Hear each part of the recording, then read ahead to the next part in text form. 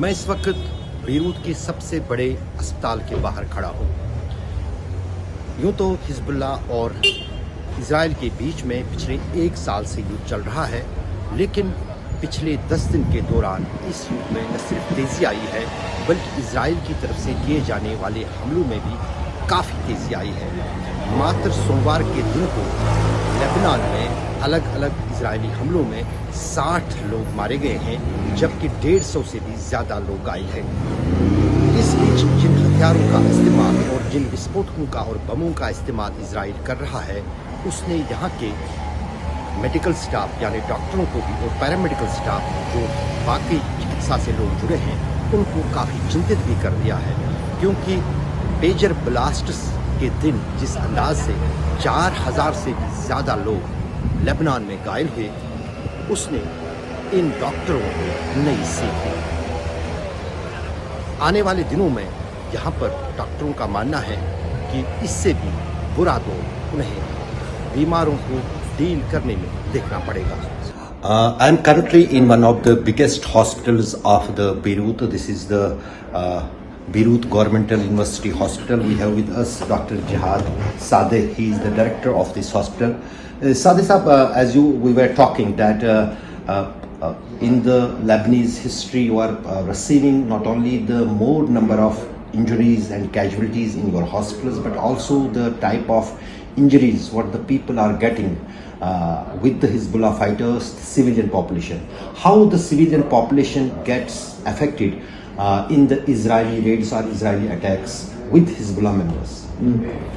As I told you, the attacks are more because to target one member of Hezbollah, they don't care if they kill 100 or 150 persons just to kill one person from Hezbollah. And to kill 150 persons, parallel to it, there are maybe 300 injuries. And these injuries may be mild, moderate or severe, and may be disabling. So it's a war, it's a real war. How you are coping with it? Look, we are trained very much. To start with, many wars have been experienced by us since 1976. When Israeli attacked to the neighborhood countries, and they at that time threw bombs called napalm, which burn bodies. And I still remember that I could not sleep when I was 10 years old, I could not sleep when I saw these bodies which are all burned.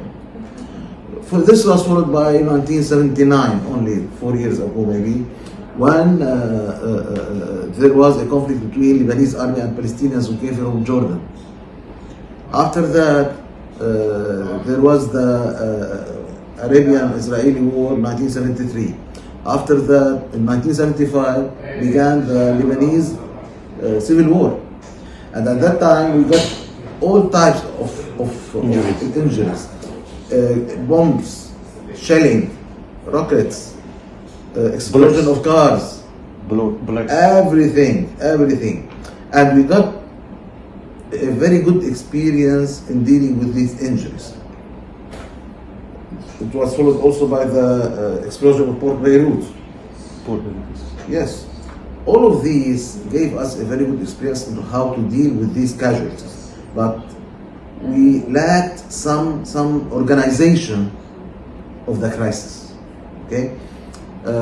When the Gaza war started, we worked on organizing the procedure which we do when we deal with injured patients, and we were helped by international organizations to help us how to do this good organization.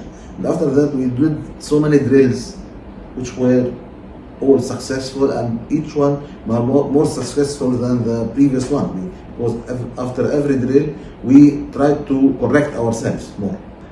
Dr. Seda, we have seen the pager blast was something new. What happened 1 month back now in the Lebanon. At a moment, more than 4,000 people got injured in those pager blasts. Then that was followed on the next day with the radio blasts. How you coped with those injuries, and what was different in that kind of attack which was planted by the Israel?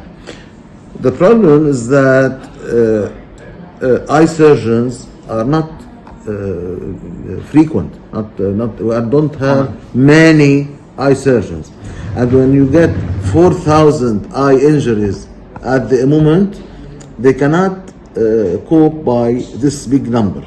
But fortunately and usually, eye surgeries can be postponed. So we started by the most severe injuries, followed by the less severe. And eye injuries usually to do surgery on them because usually the eye does not bleed when it's injured. So you can wait a little bit. So the eye surgery started on that day of the blast and continued 2 days later. Same thing applies for fingers. Dr. Saab, overall, during last 1 week since the Friday's blast in the Dahia district, in which probably dozens got killed, hundreds got injured, what kind of explosives you think are being used? Because you are so much experienced doctor here in the Lebanon, you have seen the wars and the blasts. Was anything different in those casualties and those injuries which were created on that one of the heaviest bombs so far used in the Lebanon? Yes, before the attack on Sayyid Nasrallah, it was classical rockets and weapons. But after that, when on the attack on the party of Hezbollah, the complete commanders of Hezbollah, it was a different type of bombs, and we saw on the TV these bombs. Each bomb weighs 2,000 pounds, and they can penetrate up to 15 floors. And the meeting was about in the floor minus 13, and they couldn't reach it.